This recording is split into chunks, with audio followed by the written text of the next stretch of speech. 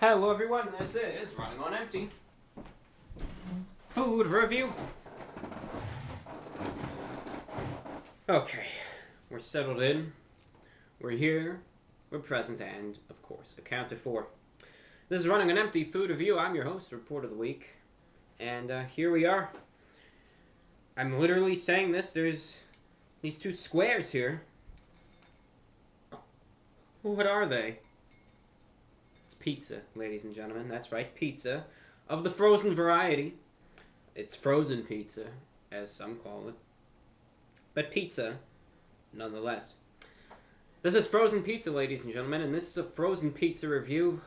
We're stepping back to the glory days of 2014, when I used to just pump out these frozen pizza reviews about every other day. And it's what we were all about. That's the life we were all about back then. We were all about that frozen pizza life, ladies and gentlemen. And then I stopped. And then frozen pizza just repulsed me for a little while. But look where we found ourselves again. That's right. Here we are, ladies and gentlemen. Today's review is for Freschetta. Brick oven pizza. You can tell I still got that little cloth. Freschetta brick oven pizza. Pepperoni and Italian style cheese pizza. Pepperoni, mozzarella, and Parmesan cheeses. Pepperoni made with pork. Chicken and beef. Not made out of actual pepperoni meat. I think that's rather scandalous, if you ask me, to have pepperoni not actually made out of pepperoni meat. Who would eat that? Crave the crust.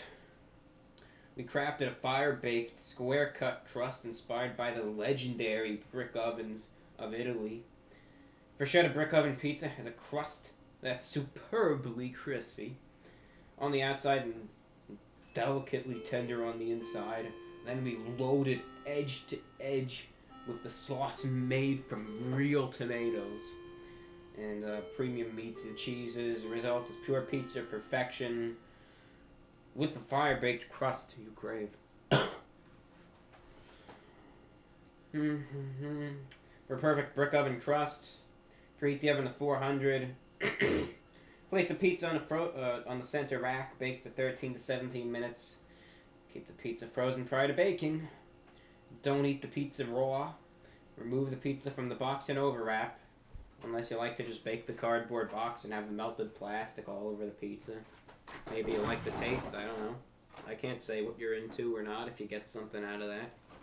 And if so, that's your life, you know. It's the life you're all about, just as I was once about that frozen pizza life. That got some serious air. It did. Alright. If I didn't mention it already, it's Freschetta. Freschetta's brick oven variety, not the rising crust. Standard pepperoni pizza. Has pepperoni, has sauce, has cheese, has a crust. A very fine square crust, as you can see here. It's not not pointed crust. It's got a more of a rounded edge, you know. But let's not criticize him on that. So let's eat.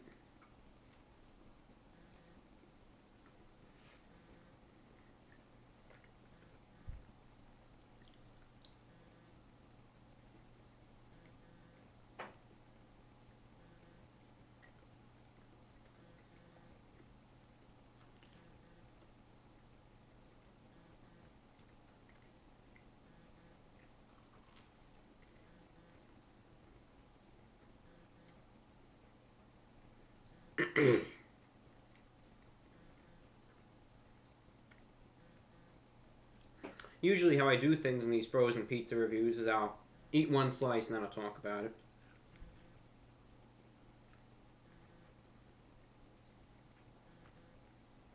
And then if it's real good and I'm real hungry, I'll eat a second slice.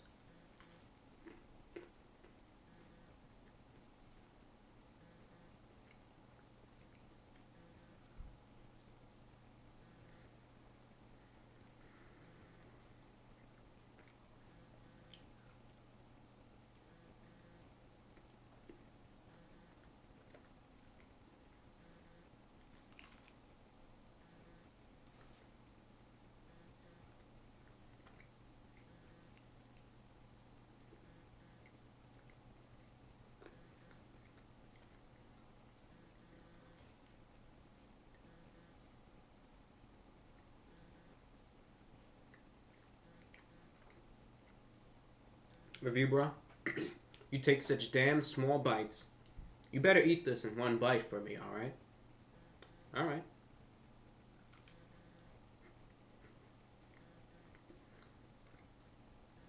Fooled you.